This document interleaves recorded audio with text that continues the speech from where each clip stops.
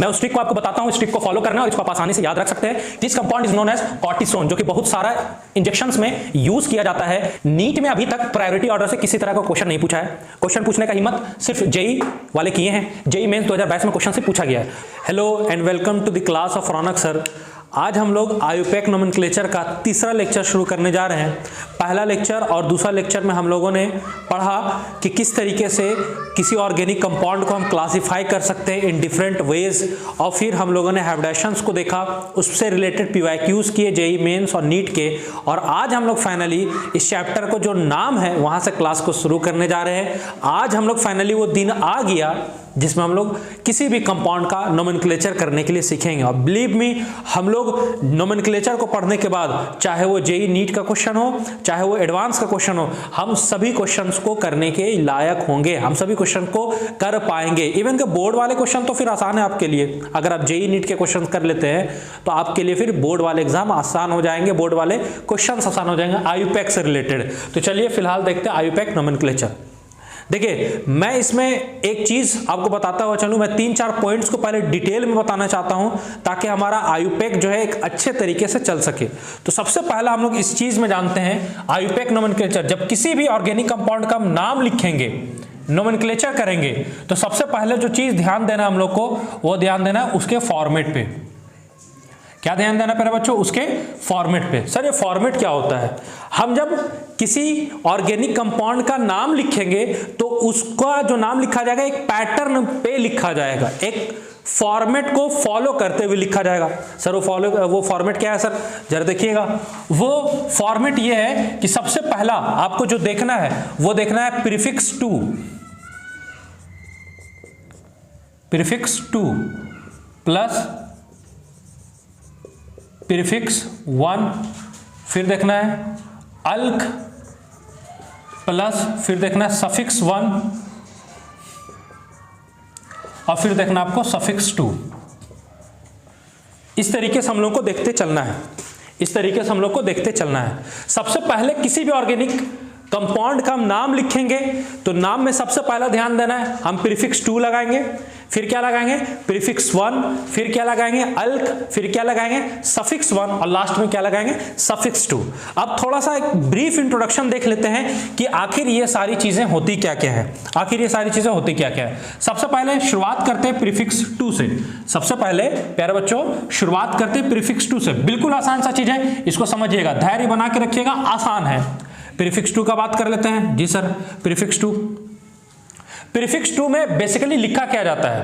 Prefix 2 में basically लिखा क्या जाता है? प्रीफिक्स 2 में जो लिखा जाता है, प्रीफिक्स 2 में जो लिखा जाता है, प्रीफिक्स 2 में लिखा जाता है name of substituent, name of substituent in alphabetical order, alphabetical order with position. देखिए, अगर हम प्रीफिक्स 2 को लिखना चाहें तो प्रीफिक्स 2 में हम बेसिकली लिखेंगे क्या? Name of substituent. सब्स्टिट्यूएंट होता क्या है? सब्स्टिट्यूएंट अभी बताएंगे हम आप लोगों को कि जब हम प्रिंसिपल कार्बन का चेन चुन लेंगे, प्रिंसिपल कार्बन का चेन चुन लेंगे, उसके अलावा मेरे पास जितना कुछ बचेगा वो मेरे पास एज ए प्रीफिक्स 2 होगा, एज ए प्रीफिक्स 2 होगा। तो सबसे पहले प्रीफिक्स 2 लगाना है। प्रीफिक्स 2 में क्या रहेगा बच्चों? प्रीफिक्स 2 में रहेगा नेम ऑफ सब्स्टिट्यूएंट। सब्स्टिट्यूएंट किसको बोलेंगे? अभी हम लोग आगे पढ़ेंगे। पीसीसी, पेरेंट कार्बन चेन, जब हम चुन लेंगे, चुनना सीख जाएंगे, उसके अलावा उस कार्बन का चेन में जितना ग्रुप है, जितना आइटम है, सब का सब क्या कहलाएगा? प्रीफिक्स। और कौन सा प्रीफिक्स? प्रीफिक्स 2। और प्रीफिक्स 2 को नाम लिखेंगे इन अल्फाबेटिकल ऑर्डर। अल्फाबेटिकल ऑर्डर को पहले फॉलो करना है विद पोजीशन, उसका पोजीशन को मेंटेन करते हुए, पोजीशन को डिनोट करते हुए, पहला पोजीशन पे है कि दूसरा पोजीशन पे है कि तीसरा पे है कि चौथा पे, पोजीशन को भी दिखाना है और साथ ही साथ अल्फाबेटिकल ऑर्डर को फॉलो करना। सर अल्फाबेटिकल ऑर्डर क्या होता है सर? बताइए क्या होता है? अल्फाबेटिकल ऑर्डर का मतलब यह है कि अगर किसी के नाम में पहले ए आ रहा है और किसी के नाम में अगर पहले एम आ रहा है तो ए को ज्यादा प्रायोरिटी दिया जाएगा एम से, मतलब ए वाले का पहले नाम लिखा जाएगा और एम वर्ड वाले का नाम बाद में लिखा जाएगा। This is called alphabetical order, जो बनाते बनाते आपको और ज्यादा अच्छे से समझ में आ जाएगा। ठीक है, तो नेम ऑफ सब्स्टिट्यूएंट लिखेंगे इन alphabetical order with position. Sir ठीक है, प्रीफिक्स टू समझ गए। प्रीफिक्स टू में सब्स्टिट्यूएंट को लिखना है अल्फाबेटिकल ऑर्डर में, पोजीशन को मेंटेन करते हुए, पोजीशन को डिनोट करते हुए। प्रीफिक्स वन बताइए सर। ठीक है, देखिए प्रीफिक्स वन जो लगाएंगे, prefix one is used to show cyclic और रिंग इन द कंपाउंड। अगर कंपाउंड में कोई मेरा चेन साइक्लिक है या मेरा चेन क्या है, रिंग है। साइक्लिक रिंग दोनों सेम चीज होता है। जब शुरू वाले कार्बन लास्ट कार्बन में अटैच हो एक पूरा रिंग बना दे, सभी कार्बन एक दूसरे से जुड़े हुए हों, that is known as ring, cyclic. मैंने पहला लेक्चर में बताया है। तो साइक्लिक हो या कोई रिंग हो तो उसका नाम कहां लिखा जाता है, प्रीफिक्स वन में। और इसके लिए जो नाम लिखा जाता है प्यारे बच्चों, उस वर्ड का हम लोग यूज करते हैं साइक्लो। किस वर्ड का यूज करते हैं, साइक्लो। क्या यूज करते हैं, बाईसाइक्लो। ये सब वर्ड का यूज किया जाता है, लेकिन धीरे धीरे आपको सब समझ में आ जाएगा। इस तरह का नाम यूज किया जाता है, साइक्लो, बाईसाइक्लो। ठीक है, इपॉक्सी भी एक वर्ड है, उसको भी यूज किया जाता है, इपॉक्सी। इस तरीके से नाम यूज किया जाता है। अभी हम लोग आगे धीरे धीरे पढ़ेंगे।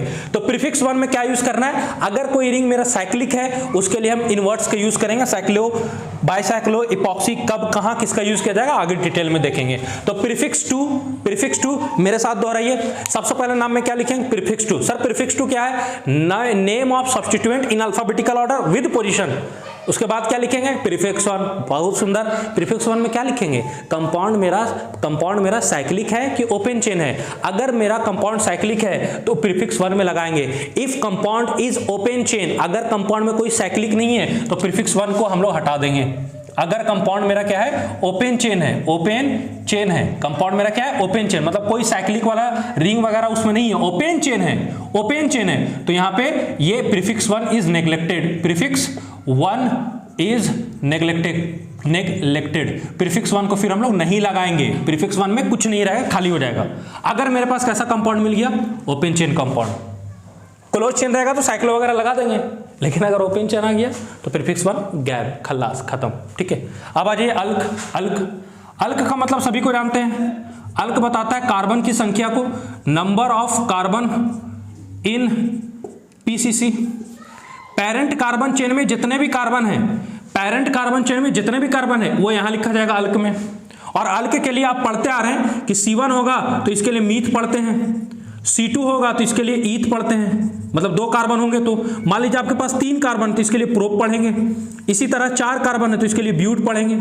5 कार्बन है तो इसके लिए पेंट पढ़ेंगे, जो कि हम पहले से जानते हैं। 6 कार्बन है तो इसके लिए हम लोग हेक्स पढ़ेंगे। 7 कार्बन है तो इसके लिए हम लोग हेप्ट पढ़ेंगे। 8 कार्बन तो इसके लिए हम लोग ऑक्ट पढ़ेंगे।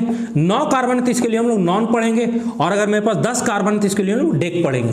क्या पढ़ेंगे दोस्तों, डेक पढ़ेंगे। इसी तरीके से अगर मेरे पास 11 कार्बन है तो इसको अनडेक पढ़ देंगे। 12 कार्बन है तो इसके लिए डो डेक पढ़ देंगे। 13 कार्बन तो मेरे पास ट्राइडेक पढ़ देंगे। 14 कार्बन है मेरे पास तो इसके लिए हम लोग टेट्राडेक पढ़ देंगे। मेरे पास अगर 15 कार्बन है तो इसके लिए हम लोग पेंटाडेक पढ़ देंगे। इस तरीके से एंड सो ऑन, इस तरीके से हमारा चलता चला जाएगा। हमारा यूज 10-12 तक ही मैक्सिमम होगा, रेयर केस में, इससे ज्यादा होने वाला नहीं। तो आगे नाम जानने से भी कोई फायदा नहीं है आपको, क्योंकि एग्जाम में मैक्सिमम अगर जाता है तो 8-9 तक जाता है, लेकिन खूब ज्यादा किस्मत अगर आपका सही रहा तो 11-12 तक भी जा सकता है। ठीक है, तो बात को समझिएगा। अल्क में क्या लगाएंगे, number of carbon in PCC. PCC जो हम चुनेंगे, आगे जो आपको सिखाएंगे पीसीसी चुनने के लिए, पैरेंट कार्बन चेन चुनने के लिए, उसमें जितना कार्बन रहेगा उसके हिसाब से ये सब नाम लिखना है। सर अगला क्या है मेरे पास, सफिक्स वन। क्या है मेरे पास, सफिक्स वन। ये सफिक्स वन क्या बताता है, जरा इसको समझिएगा। सफिक्स वन जो है वो आपको बताएगा कि मेरा कंपाउंड जो लिए हैं वो कंपाउंड मेरा सैचुरेटेड है कि अनसैचुरेटेड। क्या बताएगा कि कंपाउंड हम जो लिए वो सैचुरेटेड है कि मेरा कंपाउंड अनसैचुरेटेड है।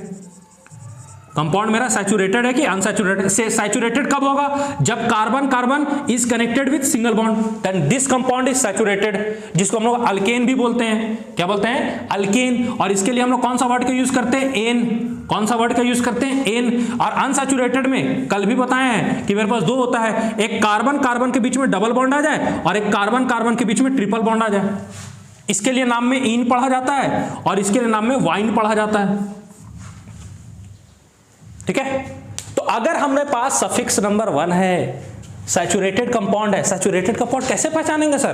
पहचानने का सिंपल सा तरीका है दोस्त, सिंपल सा तरीका है पहचानने का, सिंपल सा तरीका क्या है कि carbon all the carbon atoms are connected with single bond, उसको हम लोग सैचुरेटेड कंपाउंड बोलेंगे। And this is also known as an, alkane. अगर मेरे पास अनसैचुरेटेड कंपाउंड है, कैसे पहचानेंगे सर? या तो डबल बॉन्ड वाले कार्बन अटैच होंगे, एक दो से ज्यादा भी मिल सकते हैं, या ट्रिपल बॉन्ड। अगर 2 वाले होंगे तो इसको अल्कीन पढ़ेंगे, और 3 वाले होंगे तो अल्काइन पढ़ेंगे, इस तरीके से। और अब आगे आते हैं सफिक्स नंबर 2 में। सफिक्स नंबर 2 में लिखा जाता है नाम, name of principal function group, naming या नेम ऑफ प्रिंसिपल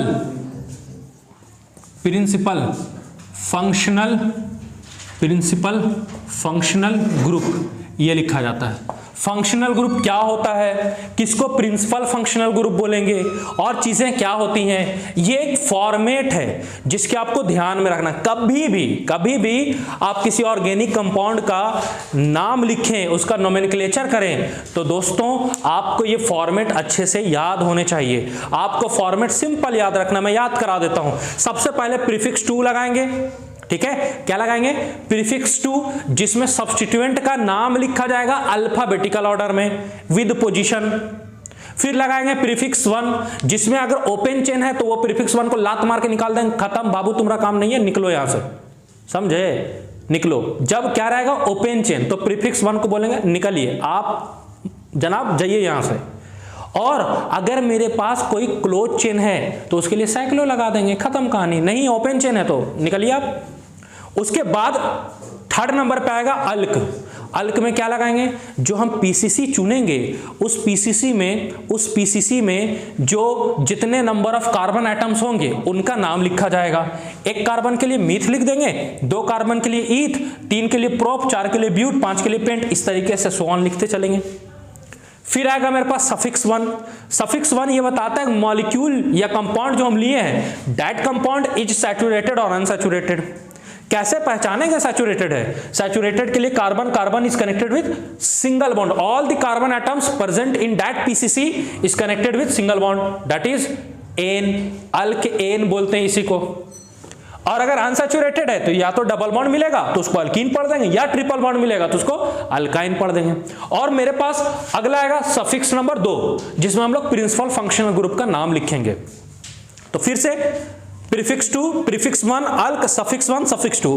प्रीफिक्स 2 में सब्स्टिट्यूएंट, प्रीफिक्स 1 में क्या होगा? हाँ, साइक्लिक रिंग होगा, तो साइक्लो वगैरह ओपन चेन है तो इसको हटा देंगे, अल्क, और फिर उसके बाद सफिक्स 1 और फिर सफिक्स 2। अब मेरा आपसे क्वेश्चन ये है, क्योंकि आप लोग 10th क्लास पढ़ के बैठे हैं, तो 10th क्लास में आप लोगों ने ऑर्गेनिक कंपाउंड्स का कुछ नाम लिखा था, तो मैं उस बेसिस पे आपसे क्वेश्चन करता हूं कि मेरे पास इस फॉर्मेट में 5 चीजें हैं दोस्त। कितना? 5, John Cena 5। Prefix 2, prefix 1, alk, suffix 1, suffix 2। इन 5 में से किसी ऑर्गेनिक कंपाउंड, कोई भी ऑर्गेनिक कंपाउंड ले लीजिए, उस 5 में से 1, 2, 3, 4, 5 फॉर्मेट में 5 चीज है। Prefix 2, prefix 1, alk, suffix 1, suffix 2, सब क्या क्या आपको बता चुका। तो अब मेरे सवाल का जवाब दीजिए, जब आप किसी ऑर्गेनिक कंपाउंड का नाम लिखेंगे तो इसमें कौन कौन सा ऐसा चीज है जो मस्ट अवश्य रूप से प्रेजेंट रहेगा?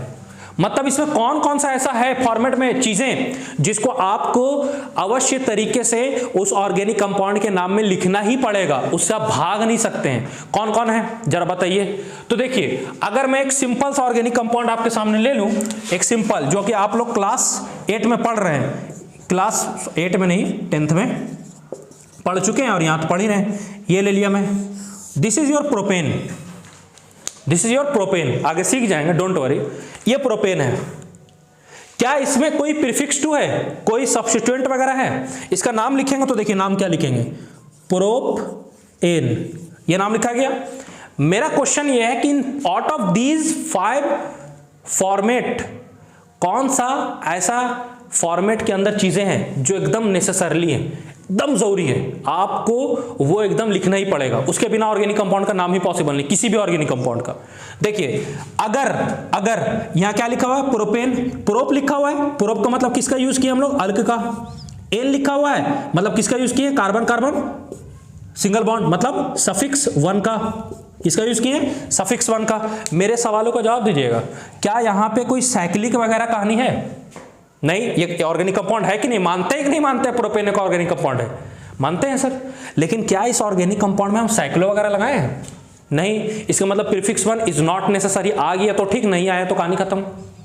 आ गया तो ठीक, नहीं आया तो कहानी खत्म। मतलब प्रीफिक्स 1 तो कोई नेसेसरी नहीं है, रहेगा तो लगाएंगे, नहीं रहेगा तो नहीं लगाएंगे। ठीक है, जरा प्रीफिक्स 2 देखिए। प्रीफिक्स 2 में हम क्या लिखते हैं? सब्स्टिट्यूएंट।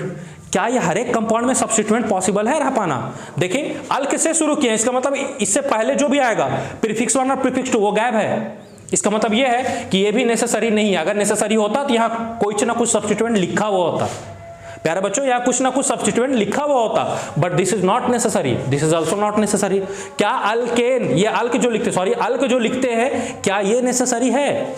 बिल्कुल सर। देखिए, आप प्रोपेन लिखे हैं, प्रोप लिखे हैं, प्रोप का मतलब 3 कार्बन, मतलब ये चीज क्या है आपके लिए? नेसेसरी है। किसी भी ऑर्गेनिक कंपाउंड में अल्क तो मिलेगा ही मिलेगा, इससे आप भाग नहीं सकते। कोई भी नाम लिख लीजिए, कोई भी ऑर्गेनिक कंपाउंड, मीथेन लिख लीजिए, meth plus ane, meth, meth क्या है? एक कार्बन को डिनोट करता है, अल्क ही तो है, तो ये क्या है मेरे पास? नेसेसरी है।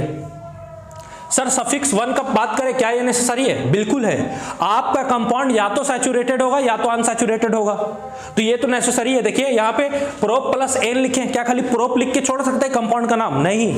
कंपाउंड का नाम कितना कार्बन है, उसके साथ ही साथ सैचुरेटेड है कि अनसैचुरेटेड है, ये बताना पड़ेगा। तो अगर वो कंपाउंड सैचुरेटेड है तो सिंगल बॉन्ड, अनसैचुरेटेड डबल और ट्रिपल, मतलब ये भी मेरे पास कंपलसरी है, इसके बिना भी आप नाम नहीं लिख सकते हैं। सर सफिक्स 2 के बारे में आपका क्या कहना है? दोस्त, सफिक्स 2 इज नॉट नेसेसरी। क्या देखिए इसमें कोई फंक्शनल ग्रुप प्रेजेंट है? फंक्शन ग्रुप जो 10th क्लास में पढ़े उस नॉलेज के यूज कीजिए। क्या एल्कोहल या कार्बोक्सिलिक एसिड या एल्डिहाइड या कीटोन या कुछ भी ऐसा मौजूद है इसके पास? नहीं है। इसका मतलब ये नेसेसरी नहीं है। तो हमारे पास out of these 5 formats we must use 2 formats जो नेसेसरली आपको मिलेंगे। पहला अल्क और दूसरा सफिक्स 1। अल्क और सफिक्स 1 आपको हर हालत में किसी भी ऑर्गेनिक कंपाउंड में देखने के लिए मिलेंगे।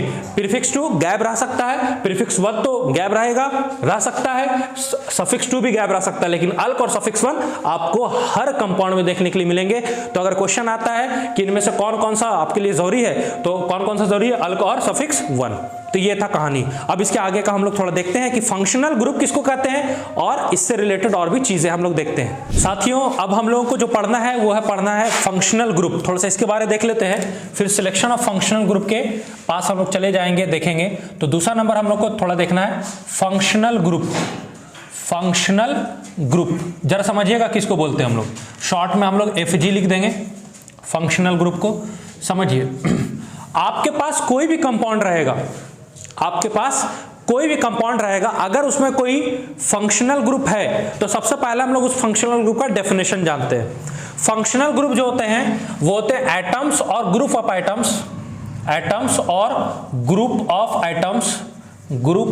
एटम्स जो किसी कंपाउंड का केमिकल प्रॉपर्टीज को डिसाइड करते हैं। डिसाइड्स द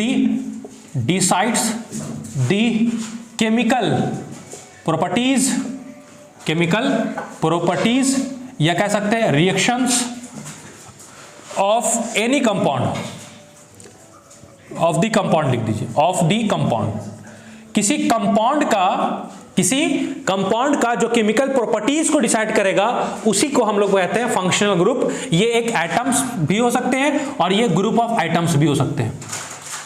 जरा समझिएगा, फंक्शनल ग्रुप उसको बोलेंगे जो एटम होगा या ग्रुप ऑफ एटम्स होंगे जो डिसाइड करेंगे किसी भी कंपाउंड के क्या केमिकल प्रॉपर्टीज को। जो किसी कंपाउंड के केमिकल प्रॉपर्टीज को डिसाइड कर लिया उसे हम लोग फंक्शनल ग्रुप बोलेंगे। अब समझिएगा, हमारे पास इस तरीके से होता है, कार्बन वाली चेन को हम लोग अल्काइल ग्रुप बोलते हैं। अभी हम लोग आगे उसके बारे में बहुत डिटेल में चर्चा करेंगे दोस्त। मान लीजिए मेरे पास कोई एक कार्बन का चेन है इस तरह CH3 CH2 और यहां फंक्शनल ग्रुप कोई लगा हुआ है। ठीक है, समझिएगा ये फंक्शनल ग्रुप जो है ये डिसाइड करेगा केमिकल प्रॉपर्टीज को। किसको डिसाइड करेगा? केमिकल प्रॉपर्टीज को। और ये जो है ये वाला अल्काइल ग्रुप जिसको बोलते हैं जिसमें कार्बन के चेन रहेंगे, ये डिसाइड करते हैं फिजिकल प्रॉपर्टीज को। फिजिकल प्रॉपर्टीज को। सर इसका मतलब क्या हुआ? इसका मतलब ये हुआ कि कोई भी रिएक्शन कंपाउंड देगा वो देगा according to its functional group. उसमें जैसा फंक्शनल ग्रुप रहेगा रिएक्शन को फंक्शनल ग्रुप ही डिसाइड करेगा कि वो किस तरह का रिएक्शन देगा, किस तरह का रिएक्शन नहीं देगा। और जो अल्काइल ग्रुप, जो कार्बन के चेन रहेंगे जिससे फंक्शनल ग्रुप जुड़ा हुआ रहेगा, वो उसके फिजिकल प्रॉपर्टीज को डिसाइड करेगा। फिजिकल प्रॉपर्टीज बोले तो क्या? उसका मेल्टिंग पॉइंट, उसका बॉइलिंग पॉइंट, ये सारे कुछ, उसका कलर, ये सारा कुछ जो है डिसाइड कौन करेगा? उस कंपाउंड में मौजूद अल्काइल ग्रुप, जिसको नॉर्मली हम लोग R से डिनोट करते हैं, जिसको नॉर्मली हम लोग R से डिनोट करते हैं। R के जगह पे एक कार्बन वाला भी हो सकता है, 2 कार्बन वाला भी, 3 कार्बन वाला भी, और इधर क्या रहेगा? फंक्शनल ग्रुप जो केमिकल प्रॉपर्टीज को डिसाइड करेगा, और अल्काइल ग्रुप जो फिजिकल प्रॉपर्टीज को डिसाइड करेगा। इसको हम लोग बोल रहे हैं अल्काइल ग्रुप, या इसी को अल्काइल रेडिकल भी बोला जाता है।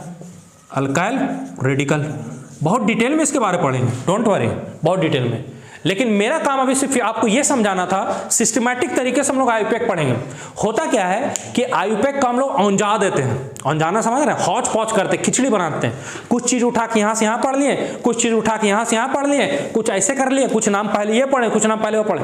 ऐसा आयुपैक नहीं पढ़ा जाता है दोस्त, जिंदगी भर आपको फिर आयुपैक में प्रॉब्लम होगा। मैं जिस तरीके से पढ़ा रहा हूं, अगर आप उस तरीके को, उस स्टेप को फॉलो करेंगे तो यकीन मानिए आप आयुपैक के हर एक क्वेश्चन को, चाहे जिस किताब से भी हो, चाहे जिस एग्जाम का हो, आप आसानी से उसको बना पाएंगे। एडवांस तक का क्वेश्चन आपसे चुटकियों में बनेगा, चुटकियों में।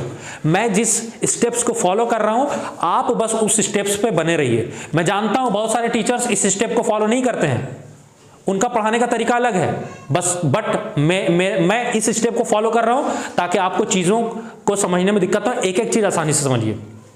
फंक्शनल ग्रुप हो गए सर, तो फंक्शनल ग्रुप तो बहुत सारे हम लोगों ने क्लास 10th में ही पढ़े थे। हाँ, कोई दिक्कत नहीं है। एक चीज याद रखिएगा, यहां पर डबल बॉन्ड और ट्रिपल बॉन्ड को भी फंक्शनल ग्रुप कंसीडर किया जाता है। These are also consider as functional group. अगर कहीं आपके पास डबल बॉन्ड आ जाए या क्या आ जाए, ट्रिपल बॉन्ड, इनको भी हम क्या बोलते हैं? फंक्शनल ग्रुप कहते हैं। डबल बॉन्ड को भी फंक्शनल ग्रुप कहा जाता है, ट्रिपल बॉन्ड को भी फंक्शनल ग्रुप कहा जाता है। ये मेरे पास फंक्शनल ग्रुप में काउंट होते हैं। तो फंक्शनल ग्रुप क्या होंगे? फंक्शनल ग्रुप या तो एक एटम होगा या एक ग्रुप ऑफ एटम होगा जो किसी भी कंपाउंड का केमिकल प्रॉपर्टीज को डिसाइड करेगा, और फिजिकल प्रॉपर्टीज में उसमें मौजूद अल्काइल ग्रुप या अल्काइल रेडिकल डिसाइड करेंगे।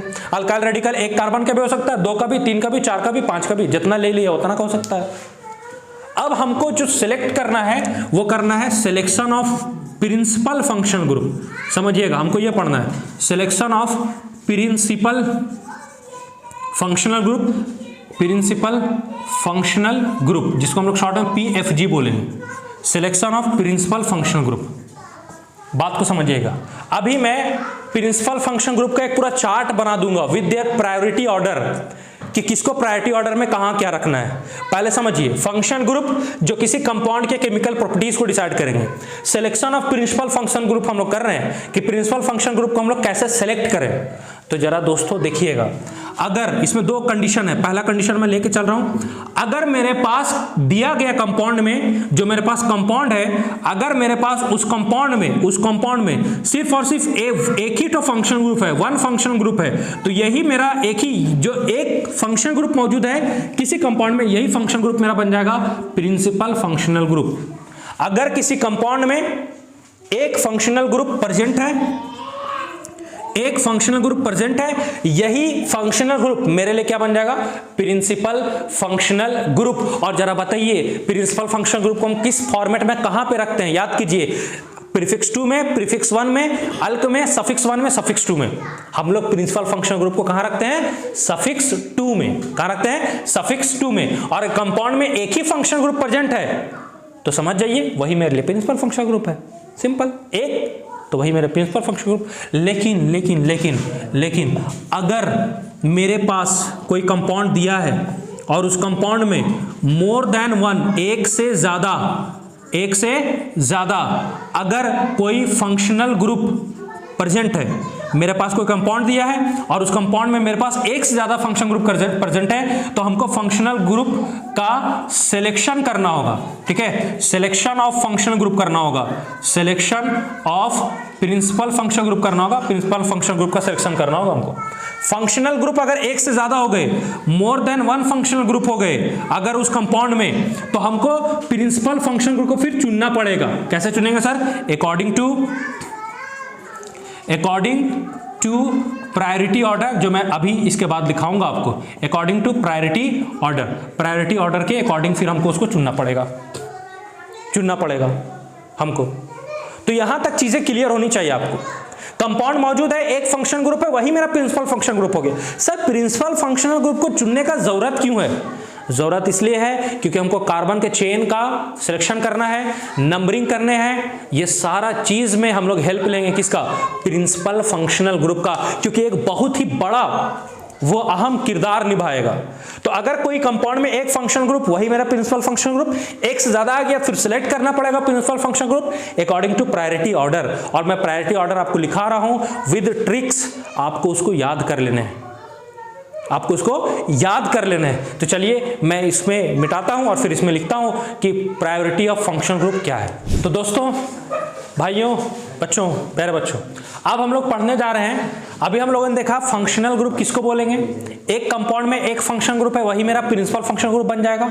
और अगर एक कंपाउंड में मोर देन वन, एक से ज्यादा फंक्शन ग्रुप है, तो उनमें से एक का सिलेक्शन करना होगा। मींस एक ही मेरा प्रिंसिपल फंक्शन ग्रुप बन सकता है। वो सिलेक्शन किसके अकॉर्डिंग करेंगे? वो सिलेक्शन अकॉर्डिंग करेंगे, वो सिलेक्शन जो हम लोग करेंगे इस प्रायोरिटी ऑर्डर को फॉलो करते हुए करेंगे, इस प्रायोरिटी ऑर्डर को फॉलो करते हुए करेंगे।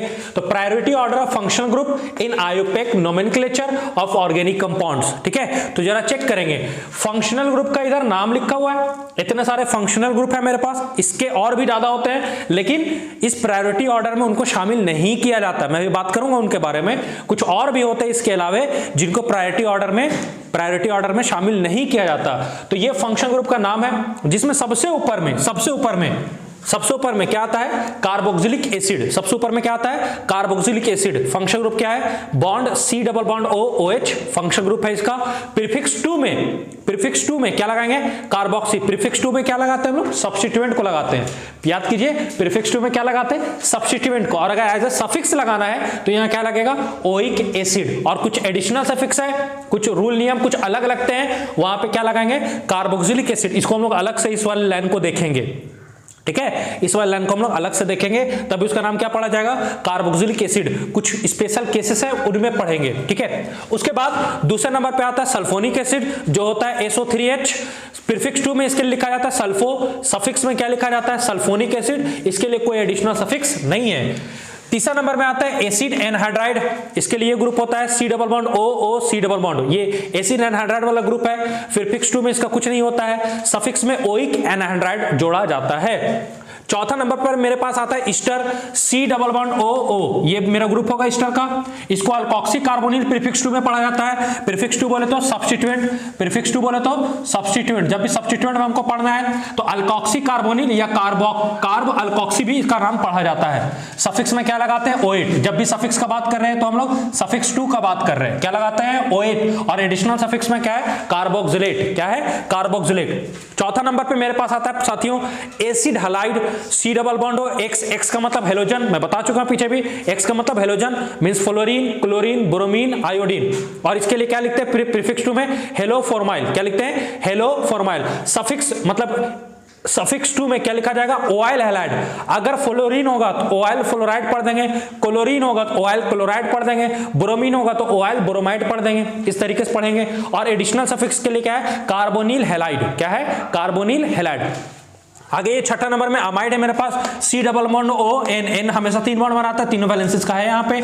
इसके लिए सब प्रीफिक्स 2 में अमीडो पढ़ा जाता है या कार्बोनिल पढ़ा जाता है। सफिक्स या सफिक्स 2 में अमाइड पढ़ते हैं। और एडिशनल सफिक्स इसके लिए हम लगाते हैं कार्बोक्सी अमाइड। क्या लगाते हैं? Carboxy amide. सातवां नंबर मेरे पास है साइनाइड। साइनाइड के लिए सिंपली CN होता है। इसके लिए प्रीफिक्स 2 में सियानो पढ़ा जाता है। सफिक्स 2 में नाइट्राइल लिखा जाता है, नाइट्राइल।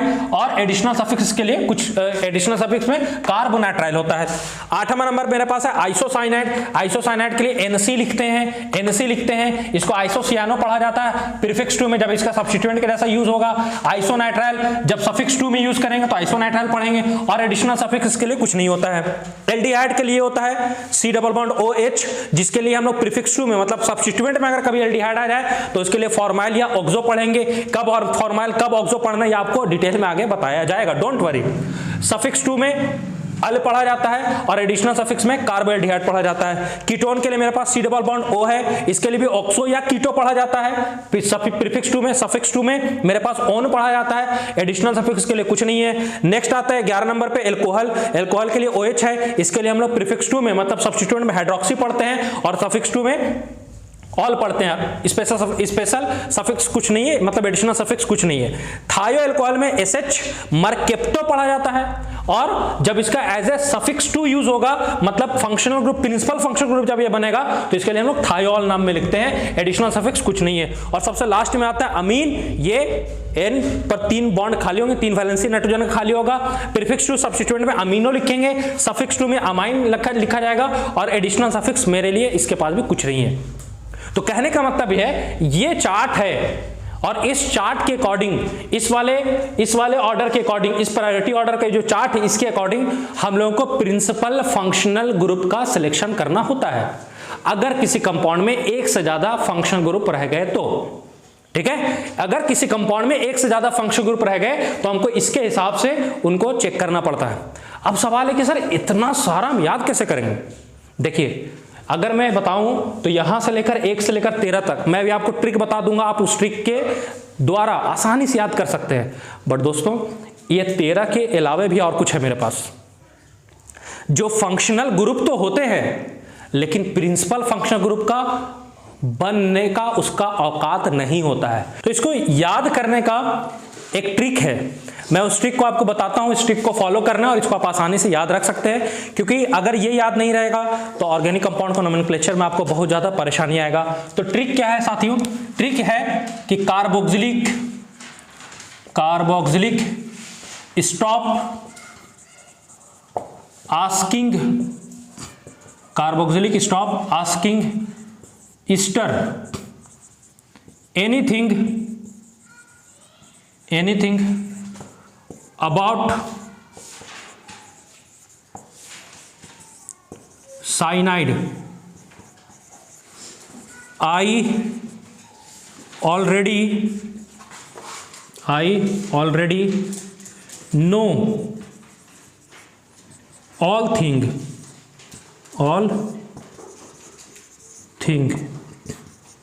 about it. इस तरीके से। अब जरा चेक कीजिएगा, एक बार मेरे साथ रिपीट कीजिए। Carboxylic stop asking Easter anything about cyanide, I already know all thing about it.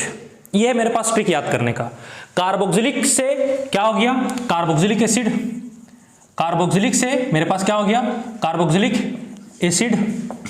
Stop से क्या हो गया? Sulphonic acid. एस से ए से हो गया एसिड एनहाइड्राइड। ए से मेरे पास क्या हो गया? Acid anhydride. ईस्टर तो लिखा हुआ है यहाँ पे ईस्टर। और ए से क्या हो गया? एसिड क्लोराइड या हेलाइड, एसिड हेलाइड। ए से क्या हो गया? अमाइड। ए से क्या हो गया? अमाइड। साइनाइड से साइनाइड ही है। और आई से हो जाएगा मेरे पास आइसोसाइनाइड। आई से प्यारे बच्चों क्या हो जाएगा? आइसोसाइनाइड। ऑलरेडी नो, ए से एल्डिहाइड, अल से एल्डिहाइड। नो, के से कीटोन, ऑल से एल्कोहल, और टी से थायो एल्कोहल, और ए का मतलब अमीन। तो ये था हमको याद करने का ट्रिक। मैंने प्रायोरिटी ऑर्डर को याद करने का ट्रिक आपको बता दिया। प्रायोरिटी ऑर्डर से आप आसानी से अगर 2, 3, 4 फंक्शनल ग्रुप हैं तो उसमें प्रिंसिपल फंक्शन ग्रुप का हम लोग सिलेक्शन कर सकते हैं। याद करने का ट्रिक मेरे साथ एक बार फिर से रिपीट कर लिए। Carboxylic stop asking Easter anything about cyanide, I already know all thing about it. सबसे ऊपर में आएगा कार्बोक्सिलिक एसिड, इसलिए अगर कभी भी कार्बोक्सिलिक एसिड किसी भी कंपाउंड में मौजूद है तो प्रिंसिपल फंक्शन ग्रुप भैया वही बनेगा, क्योंकि कार्बोक्सिलिक एसिड कहता है कि हम जहां से खड़े होते हैं लाइन वहीं से शुरू होती है। अमिताभ बच्चन का डायलॉग कहता है कि हम जहां से खड़े होते हैं लाइन वहीं से शुरू होती है, मतलब कार्बोक्सिलिक एसिड कहीं भी आएगा तो वो फंक्शनल ग्रुप के साथ साथ as a principal function group भी मेरे पास होगा। और सबसे नीचे क्या है, अमीन। और अमीन कभी भी अगर एक से ज्यादा कोई आ रहा फंक्शन ग्रुप, एक से ज्यादा कोई फंक्शन ग्रुप आ रहा इस वाले ऑर्डर में से, तो अमीन हमेशा हमेशा हमेशा एज ए सब्स्टिट्यूएंट बन जाएगा, वो प्रिंसिपल फंक्शन ग्रुप नहीं माना जाएगा, क्योंकि जितने आएंगे सब प्रायोरिटी ऑर्डर में अमीन से ऊपर हैं, सब प्रायोरिटी ऑर्डर में अमीन से ऊपर हैं, तो वो क्या बन जाएगा, ये एज ए सब्स्टिट्यूएंट बन जाएगा। रहेगा फंक्शन ग्रुप जरूर, लेकिन प्रिंसिपल फंक्शन ग्रुप नहीं रहेगा, क्योंकि लाइन में सबसे नीचे आता है इसलिए। तो ये था हमारे पास इन सबको याद करने का तरीका। अब हम थोड़ा सा देखते हैं 2 पॉइंट जिनके बारे में हम लोग थोड़ा सा बात करेंगे, चर्चा करेंगे। मैं उसको मिटा रहा हूं, आप इसको अच्छे से नोट कर लीजिए, आप इसके स्क्रीनशॉट ले लीजिए, चाहे जैसे नोट करना है कर लीजिए, आप इसको आसानी से नोट कर सकते हैं। तो साथियों, दोस्तों, हमारे पास एक क्वेश्चन है जेईई मेंस 2022 जो इससे पूछा गया है, प्रायोरिटी ऑर्डर से क्वेश्चन पूछा है। इसका मतलब यह है कि प्रायोरिटी ऑर्डर हमारे लिए बहुत ज्यादा इंपॉर्टेंट है। और मैं आपको एक बात बता रहा हूं, नीट में अभी तक प्रायोरिटी ऑर्डर से किसी तरह का क्वेश्चन नहीं पूछा है। क्वेश्चन पूछने का हिम्मत सिर्फ जेईई वाले किए हैं, जेईई मेंस 2022 में क्वेश्चन से पूछा गया है। तो नीट वाले तैयार रहिए, आपके आने वाले साल में यहां से क्वेश्चन पूछे जा सकते हैं, इसलिए इसको अच्छे से तैयारी कर लीजिए। ट्रिक मैंने बता दिया, उस ट्रिक को आप आसानी से याद कर सकते हैं, रिमेंबर कर सकते हैं। अब चीजों को थोड़ा समझिए। क्वेश्चन क्या पूछा है जेईई मेंस 2022 में, the correct decreasing order of priority of function group in naming an organic compound as per IUPAC's system of nomenclature is. कौन सा सही है सो बताना है। तो देखिए, सबसे पहला तो यहाँ पे COH है, पहला ऑप्शन को थोड़ा चेक कीजिएगा।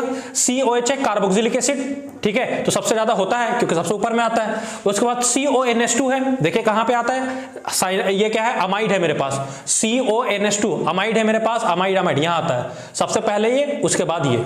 फिर मेरे पास क्या है, COCl, क्या है, COCl, अमाइड से जस्ट ऊपर आ जाएगा CO और यहां X के जगह पे Cl लगा दिया, मतलब ये बाद में आना चाहिए, ये पहले आना चाहिए, लेकिन इसको पहले लिख दिया और इसको बाद में, जबकि ये इधर आता और ये इधर आता, तो मेरे पास ये ऑप्शन नहीं होगा, गलत हो गया। प्रायोरिटी ऑर्डर में ये पहले आता है, ये बाद में आता है, तो ये इधर होता, ये इधर होता। बी को थोड़ा चेक करेंगे, SO3H, ठीक है, सल्फोनिक एसिड।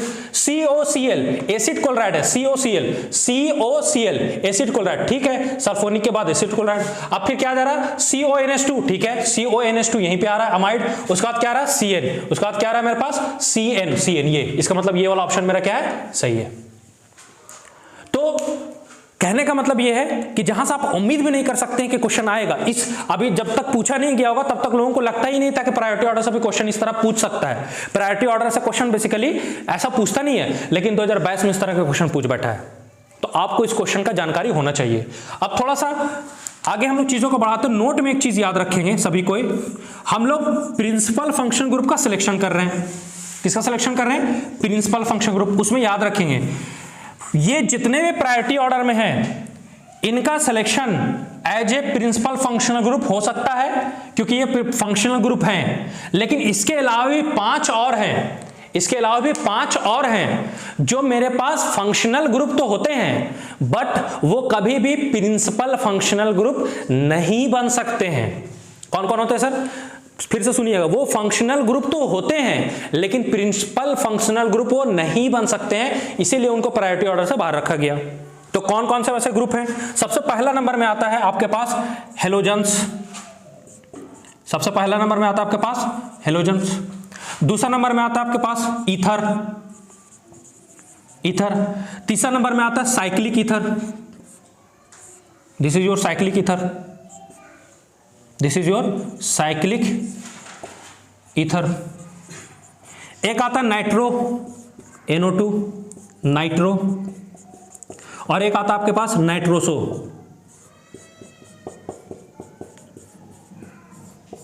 ये 5 फंक्शनल ग्रुप, सुनिएगा ध्यान से, ये 5 फंक्शनल ग्रुप ऐसे हैं जिनको कभी भी प्रिंसिपल फंक्शनल ग्रुप नहीं माना जाता। और याद कीजिए, मैं बताया अभी, जब प्रिंसिपल फंक्शनल ग्रुप इसको माना नहीं जाएगा तो फिर इसको क्या माना जाएगा? इसको माना जाएगा सब्स्टिट्यूएंट। और इसका सब्स्टिट्यूएंट मानने के बाद इसका जो नाम लिखा जाएगा फॉर्मेट में, वो प्रीफिक्स 2 में लिखा जाएगा, जहां पे सब्स्टिट्यूएंट का नाम लिखते हैं। तो ये फंक्शनल ग्रुप तो हैं, these are functional groups, These are functional groups, no doubt, ये functional group तो है, but they are never considered as principal functional group. इसको ध्यान रखेंगे, ये फंक्शनल ग्रुप तो होते हैं बट कभी भी इनको प्रिंसिपल फंक्शनल ग्रुप नहीं माना जाता। They are always considered as substituent, इनको हमेशा हम लोग सब्स्टिट्यूएंट माना जाता है। They are always considered as substituent, इनको हमेशा हम क्या मानते हैं? सब्स्टिट्यूएंट माना जाता है। और अगर ये सब्स्टिट्यूएंट है तो इसका नाम कहां लिखेंगे? प्रीफिक्स 2 में। ये कहानी है। तो इन 5 ग्रुप को आपको लर्न कर लेना, याद करना। पहला क्या है? पहला क्या, मेरे साथ दोहराइए, हेलोजन। दूसरा क्या है? ईथर। तीसरा क्या है? Cyclic ether. चौथा क्या है? नाइट्रो। और 5वां क्या है? नाइट्रोसो। ये 5 ऐसे ग्रुप हैं, ये 5 ऐसे फंक्शनल ग्रुप्स हैं, ये 5 ऐसे फंक्शनल ग्रुप्स हैं जो फंक्शनल ग्रुप तो होते हैं but these are never treated or considered as principal functional group. इसीलिए इसको हमेशा क्या मानते हैं? सब्स्टिट्यूएंट। और सब्स्टिट्यूएंट मानते हैं तो प्रीफिक्स 2 में इसको लिखा जाएगा। ये कहानी है, बस सिंपल सा कहानी है। अब हम लोग कुछ क्वेश्चंस करके देखते हैं, उसमें हम लोग थोड़ा चेक करते हैं कि उसमें कितने सारे फंक्शन ग्रुप मौजूद हैं और क्या है, थोड़ा चेक करेंगे। मैं यहाँ लिख रहा हूं और उसमें आपको फंक्शन ग्रुप के बारे में बताना है। सबसे पहला चीज तो ये ध्यान में रखिए कि इन 5 को फंक्शन ग्रुप नहीं माना जाता, और अल्केन और अल्कीन को भी इनको फंक्शन ग्रुप माना जाता बट प्रिंसिपल फंक्शन ग्रुप नहीं माना जाता। और अल्केन और अल्काइन को भी फंक्शन ग्रुप में काउंट किया जाता है। अब बच्चों हम लोग कुछ एग्जांपल देखते हैं और उसमें देखते हैं कौन सा फंक्शन ग्रुप होंगे, कौन सा प्रिंसिपल फंक्शन ग्रुप होंगे, और उस एटम में या मॉलिक्यूल में जो हम बात करेंगे, उस मॉलिक्यूल में बेसिकली कितने सारे फंक्शन ग्रुप हैं और किसको प्रिंसिपल फंक्शन ग्रुप माना जाएगा। जरा देखिएगा इस वाले एग्जाम्पल को।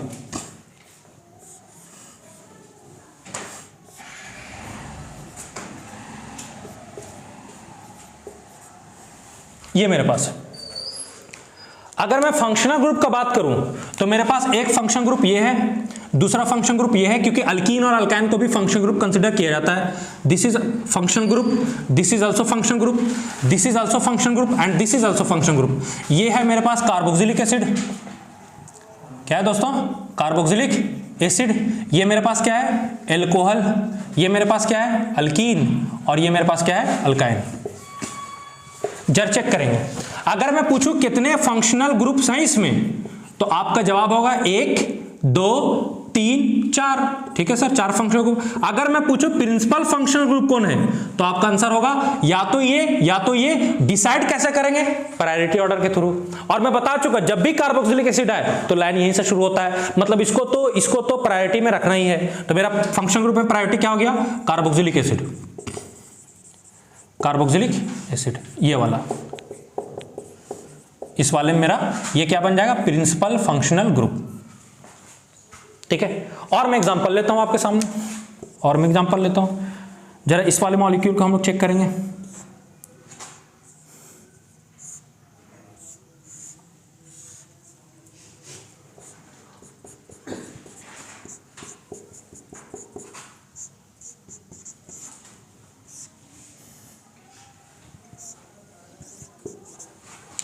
ये मेरे पास एक मॉलिक्यूल, इस मॉलिक्यूल में मैं थोड़ा सा और यहां बनाता हूं।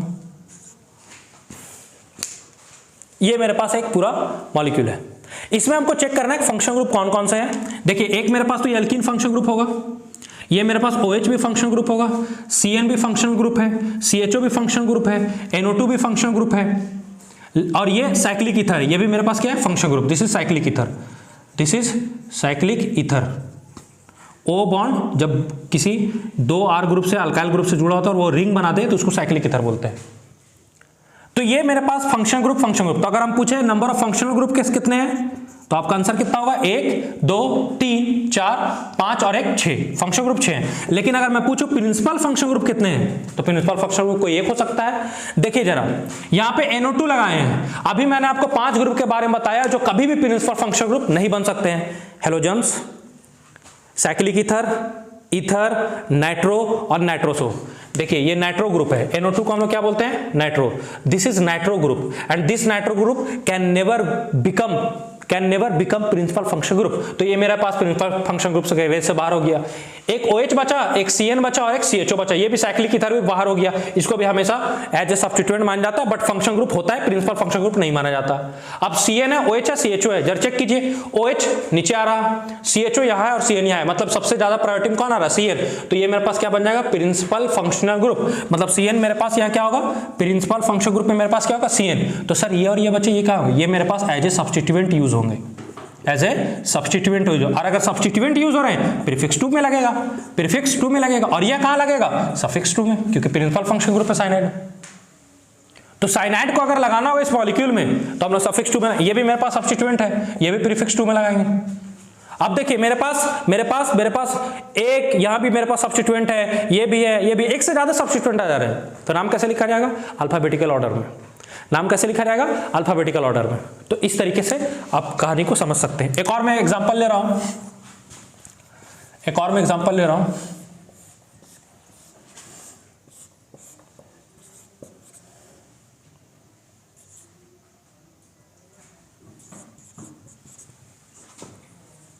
SO3H है,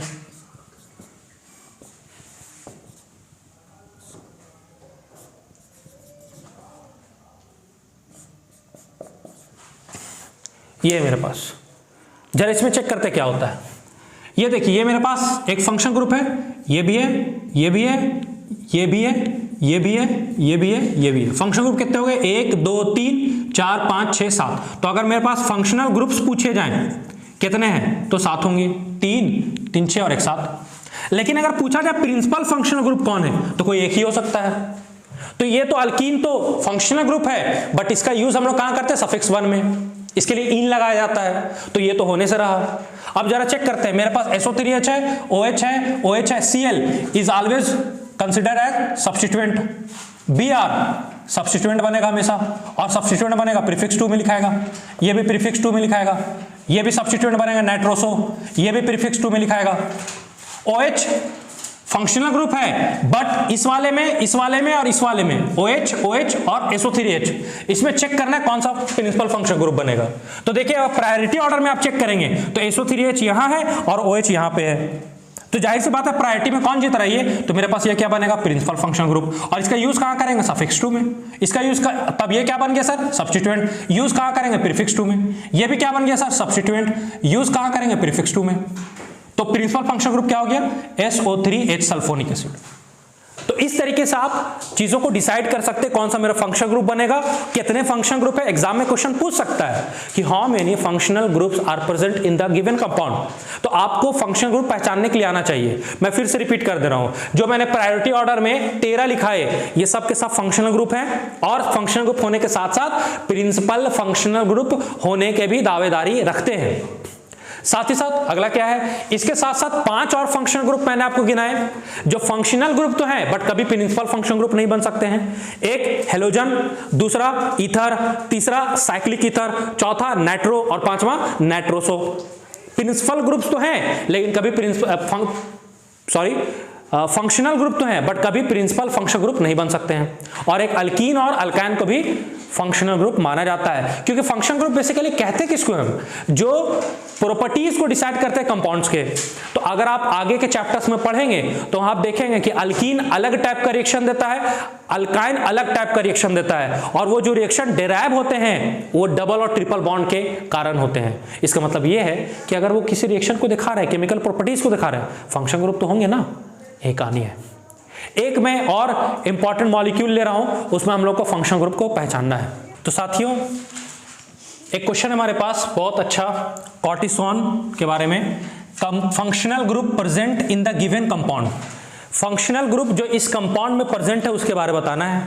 ये जो कंपाउंड दिया गया है, this compound is known as cortisone, जो कि बहुत सारा इंजेक्शंस में यूज किया जाता है बहुत सारी बीमारी में, चाहे वो स्किन से रिलेटेड हो और ज्वाइंट से रिलेटेड हो, बोन से रिलेटेड हो, इन्फ्लेमेटरी से रिलेटेड बहुत सारी चीजें हैं, उससे रिलेटेड ये एक दवा है जिसका यूज किया जाता है और वो दवा का ये कंपाउंड है। इस कंपाउंड में हमको निकालना ये है कि कितने फंक्शनल ग्रुप और कौन कौन से फंक्शनल ग्रुप प्रेजेंट है। ठीक है, तो जरा चेक कीजिए, ये देखिए, ये कार्बन है, कार्बन से एक बॉन्ड और सी डबल बॉन्ड ओ है, कार्बन से दोनों तरफ कार्बन जुड़ा हुआ है। देखिए ये क्या है, ketone, C double bond O, एक तरफ भी खाली है दूसरे तरफ भी खाली है। इधर H लगा होता तो एल्डिहाइड बोल देते, OH लगा होता कार्बोक्सिलिक एसिड बोलते, बट ये क्या है मेरे पास, कीटोन। तो एक तो मेरे पास फंक्शनल ग्रुप क्या प्रेजेंट है, कीटोन।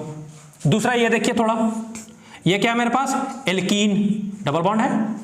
अब यहां पे ऐसा कुछ और कुछ नहीं, यहां जरा देखिएगा, ये क्या है मेरे पास, OCH3, इसको हम लोग क्या बोलते हैं, ईथर।